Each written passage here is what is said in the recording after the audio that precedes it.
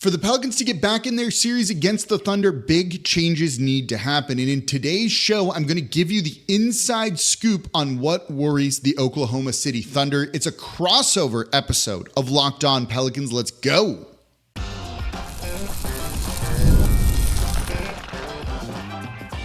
You are Locked On Pelicans, your daily New Orleans Pelicans podcast, part of the Locked On Podcast Network, your team every day. Welcome to a crossover edition of Locked On Pelicans, Locked On Thunder. We are part of the Locked On Podcast Network, your team every day. I'm the Pelicans host, Jake Madison, at NOLA Jake on X. He is Rylan Stiles, host of Locked On Thunder. Rylan, you've got to be feeling pretty good here. Oh, it feels great right now if you're the Thunder. I mean, you go 2-0, you hold serve at home, and you cap it off with a just dominating win. Everything feels right for Oklahoma City. Yeah, and you're coming to New Orleans too, so that's going to be a lot of fun here. Hopefully, maybe I'll make a return trip, who knows, back to Oklahoma City here, depending on how this goes. We are, of course, part of the Locked On Podcast Network, your team every day. Please subscribe wherever you get your podcast. Join Thunder fans on YouTube, Pelicans fans on YouTube, and become an everydayer. That means you listen Monday through Friday to Locked On Pelicans, Locked On Thunder, or whatever your Locked On show of choice is. So let's start with this. Thunder up 2-0. Obviously, you're feeling pretty good about that. As you've watched them play, what's your just general feeling around the team right now? Yeah, I think that you have to feel really confident if you're viewing this from a Thunder prism. One of the reasons why you feel confident is because the defense has been so consistent. Back-to-back 92-point games, but the way that they got to 92 points, not only is that a low number, but you're not letting Brandon Ingram go off, and you're not having these random Trey Murphy games yet, and you're really content with living with whatever Valanciunas does, whether he has a massive stat line on very good efficiency in game one, or he misses a couple bunnies and Chet deters a couple shots in game two. No matter how Valanciunas is the one that's scoring, you like that option if you're OKC. And then their length is just a lot for their ball handlers to handle. I mean, the Pelicans lack a true table-setting playmaker. CJ McCollum's their best option, and the Thunder's length and size has been blowing up actions and not letting the Pelicans really have any sort of organization offensively. So you have to be feeling really good on both ends if you're Oklahoma City.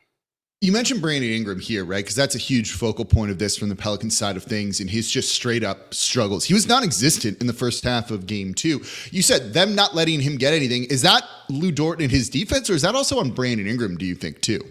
Yeah, I see this notion from a lot of Pelicans fans, and I mean, you guys watch Brandon Ingram more intimately than I do, but I'm not really sure what there is for Ingram to do. I mean, he's gotten like 3 quality looks all series long, and they've all gone down. One of them was from Lou Dort simply flopping his way to being out of position at the nail, and then another one was a mischased screen by the Thunder, and one was an advantageous switch for getting Jalen Williams onto Ingram, who, despite being lengthy to defend Ingram, is not actually that good of a matchup for Ingram because Ingram seems to be more bothered by smaller guys than the longer guys who can contest him. So I've seen the pressure put on Brandon Ingram. I think it's a mixture of Lou Dort's just really, really good in the perfect kind of style of defender to harm Ingram. And like we said, the Pelicans are not helping him out in the form of facilitation or in the form of letting him get freed up off ball. And the screens that they're setting are either they're terrible, actually. They're terrible. Like, they're real bad. Either too easy to fight through or they're simply illegal. And so it's like there's nothing more for Ingram to do. I would be curious what the opposition to Ingram is, other than he only got off 10 shot attempts in game two. I think a larger part of that was the Thunder versus Ingram. I think it's a mix of both, right? I think part of it is his style of play too, right? This is a guy whose entire game is built around taking and making tough shots, and the Thunder are very content with letting him do that. Notice they're not doubling him really, right? Like, that to me, given that he's the focal point of the offense, or should be the focal point of the offense, strikes me as surprising. And then you think about it, well, if he's not going to try and get to the rim, if he's not going to take threes, and he's just going to take long mid-rangers, the Thunder are going to be thrilled with something like that, right? Even if you have a good game where you make those sorts of shots, it's how you and I probably both kind of viewed game one for the Thunder in their shooting, right? Process over results. They took really good looks from three. They just didn't fall in game one. And if they do, that might be a 10-point win for the Thunder. It really did in game two, and look at how they kind of ran away with it, right? After game one, say they even had lost that, they probably would have felt really good going into game two and being able to win this series as well. So Brandon, it's kind of the reverse of it for Brandon Ingram. You're going to be fine with him taking some of these really tough shots shots that even if he's making them, let's say, cool, that means the offense is a little bit out of rhythm. Those aren't going to, he's not going to stay hot for the whole series. And so they're content just to kind of play him a little bit physical and force him into those tough shots, which he's more than happy to take. And if you can't get this Oklahoma City, there we go, I can say this, Thunder team rotating on defense, they're going to turn you over. They're going to put pressure, and that's where you're seeing a lack of offense, I think, come from New Orleans a good bit. Yeah, you're seeing the offense not be able to put the Thunder in a compromised position, and whenever they do, they're not able to take advantage of it because of the lack of creative passing. And with the Thunder, like even whenever they're living with certain things, right, like having Lu Dort fight over screens, yes, it might open up a window for a Herb Jones roll, or it might open up a Valanciunas, in the dunker spot type of opportunity, or rolling to the rim opportunity. They don't really care about that. Like they care about cutting that off the snake for CJ and Ingram.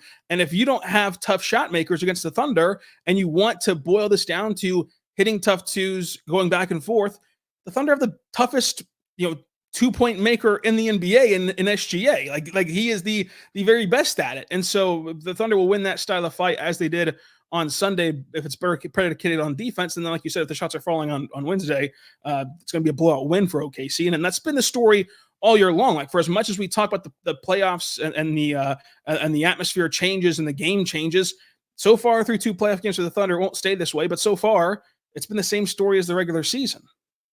Yeah, no, this is the team that we saw. And I think it's a little bit interesting that, maybe the Thunder were being somewhat disrespected or a little bit underrated going into the playoffs. There was a lot of talk about wanting to dodge the Denver Nuggets in the first round, right? Whether you're the Lakers, should you lose that game to the Pelicans so that you can get OKC? And maybe they're a better matchup with OKC having won the season series and everything like that, certainly, than Denver might be for them. But at the same point, I mean, look at what this team's doing right now, what the Thunder are doing. I don't think anyone was expecting game 2 to be that bad for New Orleans, but this is a team that has the 4th best defense going into the postseason, the 3rd best offense. They're a very complete team, and I think people maybe lost sight of that a little bit with this franchise, and it's coming kind of back into play here where people are like, oh yeah, SGA is really good. Chet Holmgren is playing really well. We'll get into him a little bit more in the 3rd segment because you kind of talked about him and Valanciunas, and I want to touch on that later here. So let me ask you this, a prediction. How far do you think this series goes right now? Yeah, right now, I think it's still hard to predict a sweep. I think that the Thunder saw firsthand last year, even though they won, how difficult it is to win in New Orleans. I mean, they scrapped by in that game. They obviously didn't have Chet last year, but it was a tough one that needed a huge Josh Giddey game, and all the big proponents of the Thunder played really well, but that was a dogfight, and this is going to be a dogfight, this weekend in New Orleans as well. I would give the Pelicans a game in the Smoothie King Center, whether that be Saturday, where the Thunder have typically struggled in the afternoon tips, or it be on Monday. I think they're going to get one, send the series back to OKC, but that's really as far as I think that things can go with this current iteration of the Pelicans that have Ingram not looking like himself and no Zion. No, they're lacking creation, right? And no Zion really hurts. There's just no one that can draw 2. There's no one that can draw a double team. And if you're just going to let this team, which is a good defense, play you one-on-one, which is what New Orleans is doing right now, that's a big part of it. I don't know if every screen the Pelicans are setting is illegal. We don't need to go too much into the officiating here with everything.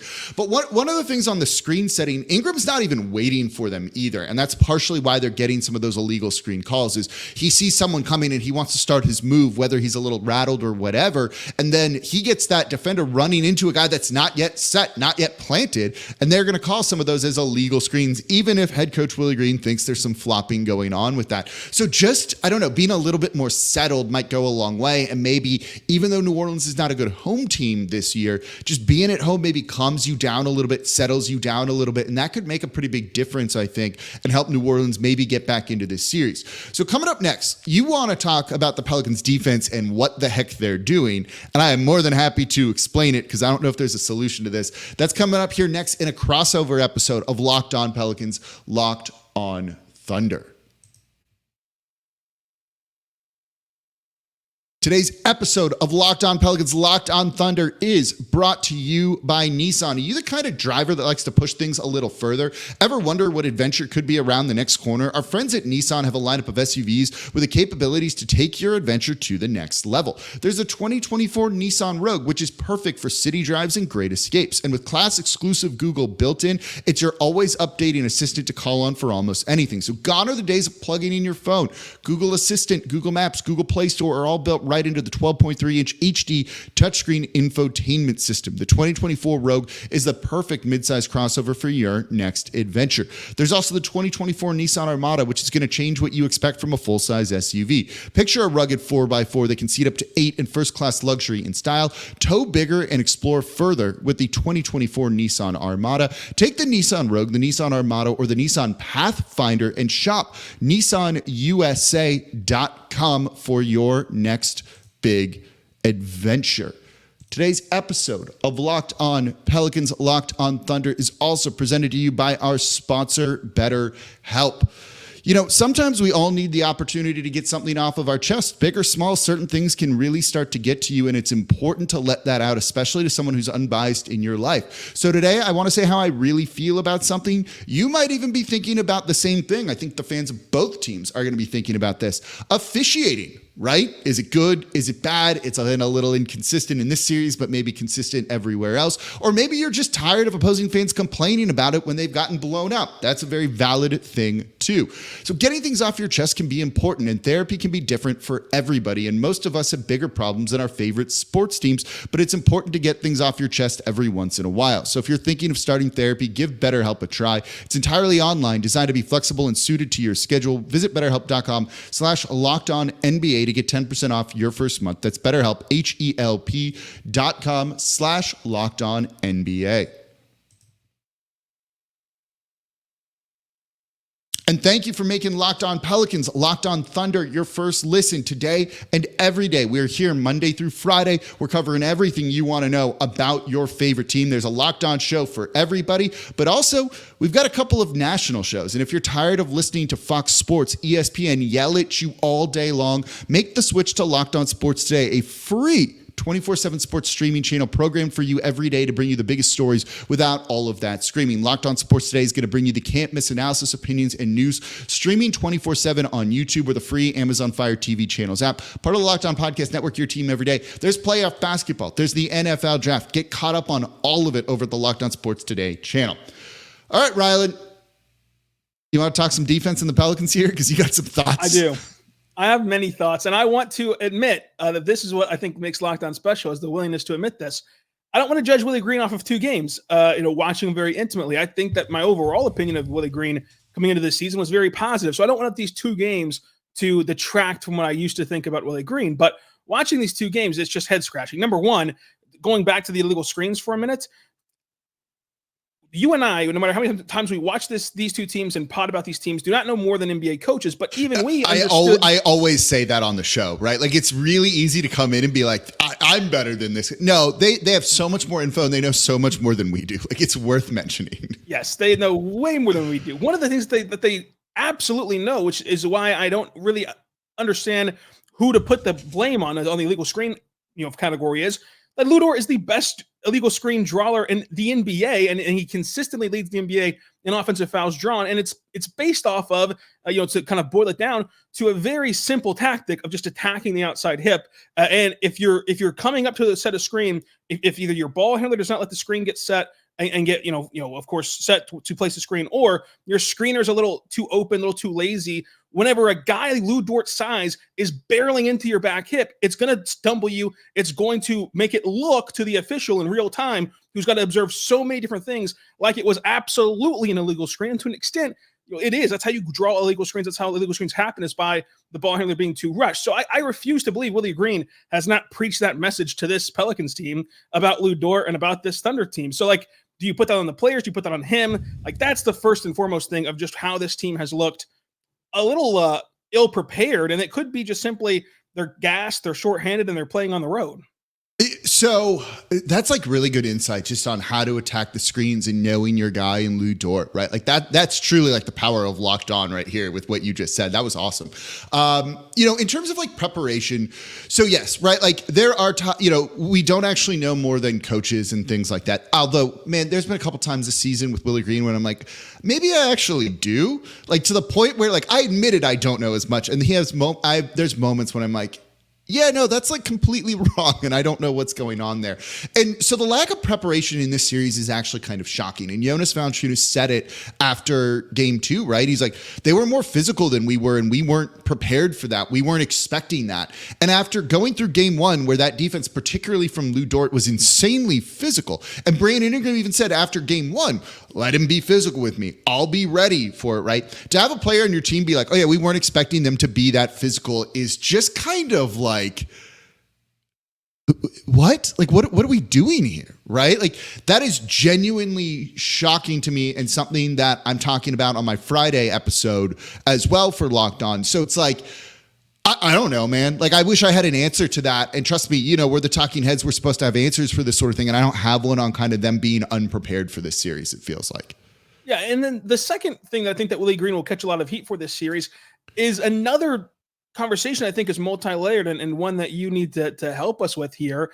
When you watch the Thunder try to defend the go-to scorer, it is Lou Dort fighting through every single screen and not even thinking for a split second about switching screens and just locking in onto Brandon Ingram, because we've addressed that he's the perfect mold to defend Brandon Ingram.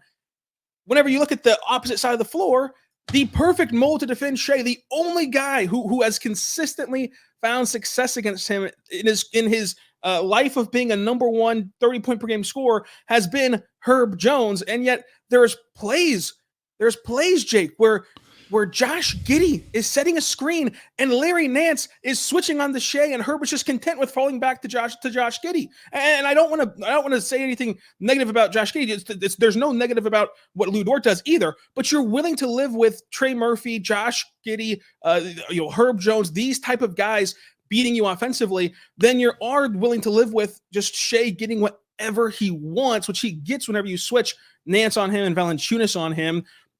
And to that point, though, whenever I go in the Pelicans locker room and ask them why they're so good at defending Shai, they give a lot of credit to Herb, but also give a lot of credit to throwing a ton of bodies at him. So at some point, you wonder, is this just Shai being one of the best scorers in the world, and there's not much else that they could have done?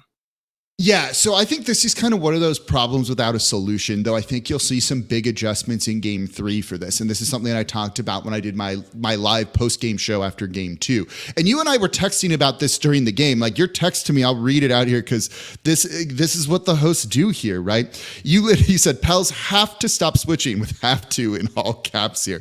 Herb leaving Shai to go with Giddey and having Nance outside is criminal, right? Like, so what the Pelicans do defensively is they switch everything. That's why they tend to close games with Larry Nance Jr. over Jonas Valanciunas. Jonas can't do that on the perimeter. You kind of saw that early on in game 2, where he was getting lit up in situations. They like Larry Nance Jr. because they want to switch everything, and that's made them kind of good this year. They don't have rim protection, so by switching everything, you just prevent people from getting into the paint by not allowing anyone to get that kind of first step, even if it means you're going to be cross-matched and you have a bit of a mismatch there. So part of this is, look, Shai's just really good. Like, Shai's just really, really good. And whoever you kind of put on him, he's going to be able to go. So even though your switching scheme normally works, and they have the 6th best defense this year, it's not like this was a bad defensive team, right? Like, that is a proven strategy that worked over the course of the year. It's not working in the playoffs where star players take over, and Shai is just doing that right now. So they tried something different. They tried something different in game 2, right? Because if you look at that game, or if you look at the switching game 1, he hit that go ahead and 1 when Herbs was on him. The Giddey set a screen, Herb switched on to Giddey, and then that put CJ McCollum onto Shai, and he just took him off the dribble, right? Then got the foul call, went to the line, it was a 3-point play. You had Herb on him. Why are you switching, right? That was a big issue for me in game 1. They switched less at the start of game 2. They switched less at the start of game 2 and tried to fight through some of those screens. they're not great at fighting through screens because they haven't really done that all season long. This is just not what they do. They're certainly capable of it. Herb and other players can do that. But if you're not used to doing that over 82 games and now you're just starting to do it, it's not necessarily a skill, in my opinion, that's probably built up. So they started doing that, trying to fight through screens, which kept a little bit of room on the perimeter. But because they were dying on those screens, someone had to rotate over. So all of a sudden, a shooter is now just one pass away. And what did the Thunder shoot in the first quarter from three in that one? I can pull it up here, right? It was like 60-something%. Yeah, it was like 60%. They were 7 for 11 from three, 63.6% here, right? That was because these guys were dying on the screen. A help guy would come over, and the Pelicans were constantly rotating on defense. So they did what you said, right? Fight through screens, don't switch. And that then burned them from three-point range in that first quarter of game two. So they went back to switching. They tried some zone at times, and all that allowed the Thunder to do was just put Shai at the free throw line, get him matched up one-on-one with Larry Nance Jr., just take him off the dribble. That didn't work. They've tried multiple things, and none of it's worked. And so what I'm assuming you're going to see, and I'm going to be curious your thoughts on how this could go for New Orleans, is I wonder if they're just going to throw two bodies at Shai. Right? Like, I think on a screen at this point, don't switch, right? Don't fight through it. Just throw two bodies on him, right? Don't switch and then have the other guy fight through the screen to try and just keep two on him. Someone's going to be open then, right? That's how this works. We're talking about the Pelicans and their lack of doing that. But at a certain point, that's better than Shai beating you. Look, Josh Giddey scores 30 and they win, but Shai is held to a limited game. Like, it is what it is, right? Yeah, it's funny that you mentioned that. I think that's the only real solution to this problem, and that's why the Thunder have won 57 games. I think that people forget to talk about this team as a team that won 57 games in the toughest conference we've ever seen. Like, this is like insane that this is some sort of a new discovery for many people whenever looking at this Thunder team. But the only thing you can do, I think, is throw those extra bodies at Shai, and I think that you would reverse the logic from what the Pelicans, I think, try to do in game one and in game two of this series for the most part, is throw all of your bodies at Shai. And because you're so long and athletic, I think that being long and athletic is what convinced Willie Green and the Pelicans to go ahead and switch, because you feel comfortable with the rest of your guys. And a lack of rim protection, but yeah. Yeah, and that as well. But you feel comfortable with your guys that you can just throw these guys at Shai and they can all hold their own as best you can against a superstar like that if they get switched on to him. The thing that I would do is exactly what you're saying. Throw your guys at Shai and trust that whoever didn't go to Shai, if you're throwing two guys at him, is long and athletic enough to get back to a rolling Giddey or a rolling Dort or J-Dub that is rolling or open and contest the shot. And the problem for the Pelicans and every team, this is not a Pelicans exclusive problem, is right. Whenever you look at the starting five, Shai is a good enough passer to find the opening crease. That's exactly what he did to start the game, where he had 0 shot attempts at the first time out, but had a lot of hockey assists and a lot of creative passing. He's good enough to find the next guy. And when you look at the starting five only, before the Thunder even try to go with an all-out offensive lineup, the starting five only, who of Lou Dort, who went and hit 4 triples last night on 6 attempts, Lou Dort, Josh Giddey, Jalen Williamson, Chet Holmgren, who would you want to leave open in that case? I mean, it'd be Josh Giddey, obviously, but if you leave a 6'9" guy open, rolling to the rim, he's bound to hit the layup where he's had his best rim finishing stretch of his career since March 1st till now. And we know what he's done in New Orleans for that little bit of tidbit trivia. So, like, there's just a like noted Pelican killer, man. Like that dude. Killer. And there's just a pick your poison element to this Thunder team that I think has put them in the position to win 57 games. But you've got to try. You've got to try something different. And I think that the zone, I think that junking up zone periodically throughout the game is your best bet, because it does take the Thunder historically this whole season, and in that game too, even with everything clicking, it does take them a couple possessions to get accustomed to playing their zone offense or their zone busting offense. So going back and forth as much as you can throughout the game, as much as you can handle, I think would be also another good solution for the Pelicans. Yeah, and look, they need to get some stops, right? There's a debate here of should they lean more offensively, should they lean more defensively, and I'm not exactly sure what it is. Part of it is the Pelicans' offense in the half court is not great, not elite. They thrived off forcing turnovers, getting out and running. The Thunder don't turn the ball over, and also if you're inbounding the ball, or their defense can get back at set, turn you over again, and then now you're not doing the same thing to the Thunder, and that creates a big problem here. They need to get some fast break points points in transition and get out there and score. And they did not do that in game 2, where they just had 6, right? Like that's going to be a huge problem, I think. So finding just something that works defensively, easier said than done. But I think there's enough info from game 1, game 2 to know like what they're doing right now, even though it worked in the regular season, is not working. And there needs to be a bigger adjustment coming with that. Finding a way to stop Shai from just hunting a guy like CJ McCollum, I think is dramatically important for them to have a chance in this series. So coming up next, let's talk about the big men, because Chet Holmgren had himself a game in game 2. Him and Valanciunas, him and Nance, I think is really interesting to look at. Let's take a look at those kind of matchups coming up here next in a crossover episode of Locked On Thunder and Locked On Pelicans. Today's episode of Locked On Thunder, Locked On Pelicans is brought to you by LinkedIn Jobs. When you're hiring for your small business, you want to find quality professionals that are right for the role. And that's why you have to check out LinkedIn Jobs, because LinkedIn Jobs has the tools to help you find the right professionals for your team faster and for free. You've got a small business. It takes everyone. It's all hands on deck. You have a missing person there. You're stretching the rest of your employees thin. It might be costing you money. You can't deal with that, right? LinkedIn isn't just another job board, though. LinkedIn helps you hire professionals that you can't find anywhere else, even those who aren't actively searching for a new job, but might be open to the perfect role. In a given month, over 70% of LinkedIn users don't visit other leading job sites. So if you're not looking on LinkedIn, you're looking in the wrong place. On LinkedIn, 86% of small businesses get a qualified candidate within 24 hours. Hire professionals like a pro on LinkedIn. LinkedIn knows that small businesses are wearing so many hats and might not have the time or resources to hire. They make it easy, and that's why 2.5 million small businesses use LinkedIn for hiring. So post your job for free at linkedin.com/lockedonnba. That's linkedin.com/lockedonnba to post your job for free. Terms and conditions apply.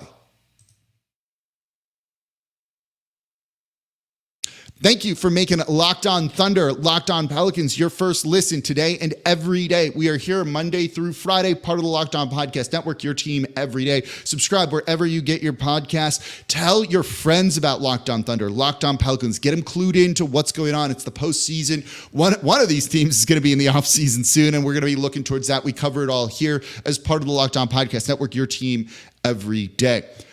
How you feeling about Chet, Rylan? He's a rookie. That was an impressive game, too. You have to feel really good about Chet. I think even in game 1, people did not give Valanciunas enough credit in game 1, surprisingly, because it wasn't as though he was just knocking Chet to the third row. He had some really difficult shots whenever Chet had good positioning on him and Chet was contesting at the rim. But the soft touch of Valanciunas is where he found success in game 1. And then in game 2, Chet deterred more of those shots. Chet got a couple blocks and Chet got a few tap out rebounds where maybe it doesn't go to Chet's log on the rebound, but that's what created some rebound advantages for the Thunder. His ability to respond. And I think that what makes this team so different from typical young teams and just typical stars in general is that they don't buy into narratives and they don't get kind of goaded into playing outside themselves. Like whenever Valanciunas, you hear all the talk, even after a win in game 1, all the talk is about Valanciunas and the rebounding and the struggling down low. And then Valanciunas rips off 11 straight points in game 1.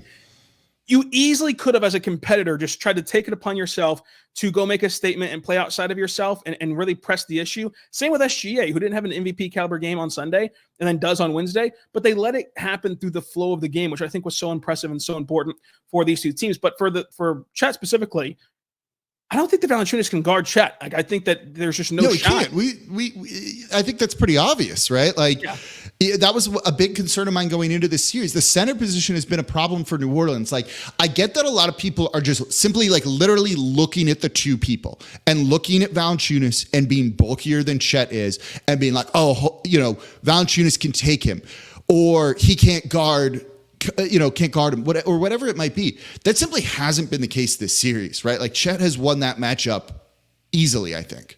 Yeah, very easily. And especially in game 2, in the sense of, and in both games, like I said, like Valanciunas hit tough shots in game 1. If he's going to have a soft touch around the rim, especially at this stage of his career, you tip your cap and you move on. And in game 2, he missed a couple of ones that he hit in game 1. Chet deterred a couple of them. And you end up seeing that it plays right into the thing we discussed most importantly over the weekend in our series preview. even if Valanciunas has a 20-20 game, it does not matter. Like, it does not matter. It's not going to impact winning in any significant way. We don't talk about big men this way, but it is just the version of stat padding and not winning for your team. No, I'm with you, right? Like, I'm with you. You know, Valanciunas had those 11 straight points and then quickly regressed and got played off the court defensively, right? Like, Chet went out and hit a bunch of threes and he can't do anything about that. And he can't play out there in space. And when you pull him out there, cool, it's even easier for guys to get to the rim against New Orleans there. And that's why they ended up rolling with, you know, Larry Nance Jr. I will say at a certain point, I wonder if they've just got to stick with JV and see if you can maybe get some sort of advantage when it comes to the rebounding, something like that. But one thing that it's, I think, worth noting is I don't know if rebounding is going to really impact this series a whole lot. You know, the Thunder haven't been a good defensive rebounding team all year long, right? Like, that's one of the areas that they just do not do a tremendous job with. And it's fine. It's fine when you force turnovers like that and you play defense the other way that they play, right? That was kind of built into how they've molded themselves this season. So beating them up on the offensive glass doesn't really matter because, look, New Orleans has gotten a lot of second chance points, but it's not at the efficiency that you would want. Right, in that first game, I think they had 24 second chance points on 18 offensive boards. That number for points should have been way higher, but that speaks to the defensive advantage it seems like that Oklahoma City has here.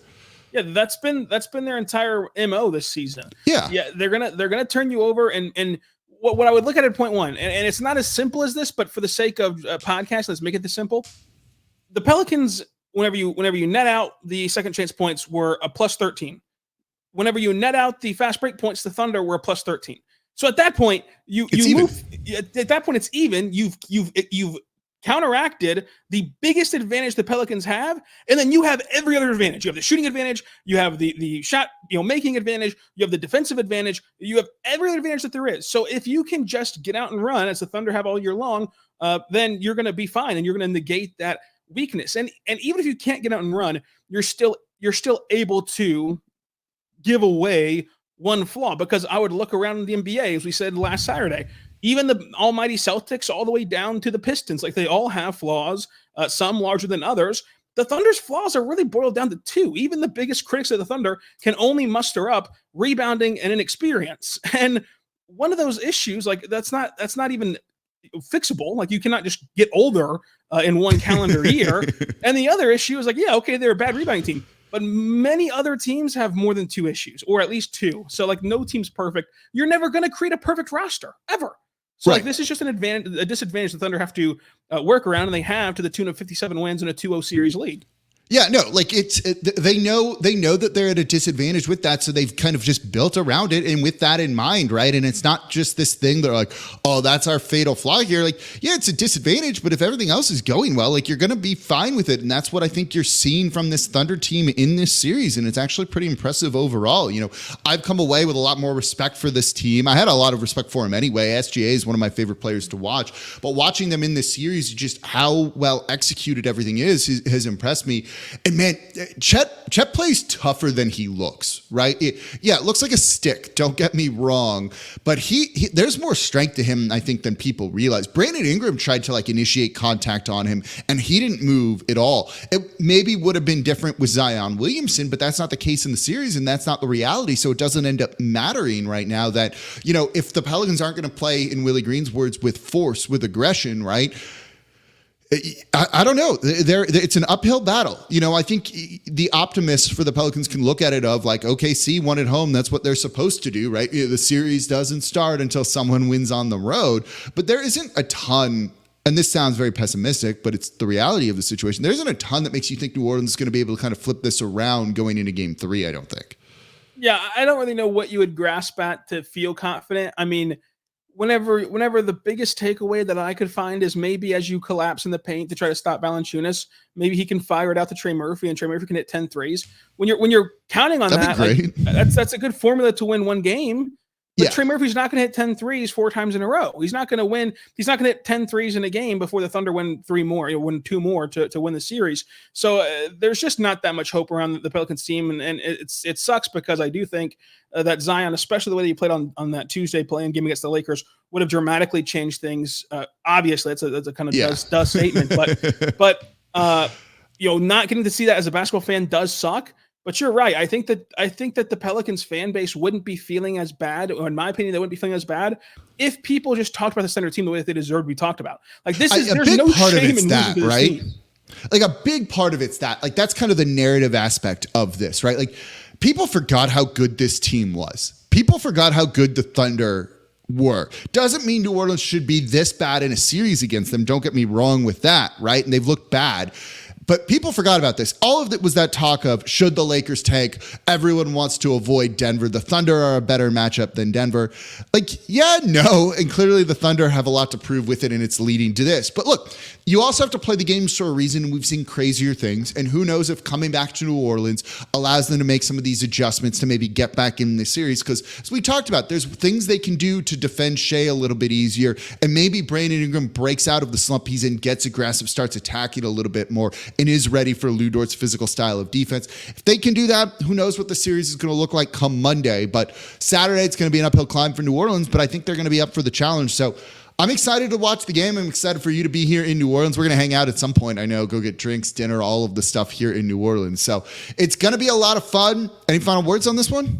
Yeah, I think it's going to be fun. I think that to leave the Pelicans fan base on a positive note, role players and contributors shoot better at home. Like they just do. Like so shot variance tends to favor the home team.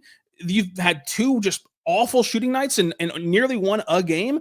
Get that back to the average, or have a your own shooting night where you're shooting above your skis as the Thunder did on Wednesday. Then who knows what can happen? And you steal a game at home and you extend the series and extend your season. And the more games you play, the more randomness that there is. There you go. He is Rylan Stiles, host of Locked On Thunder. I'm Jake Madison, host of Locked On Pelicans.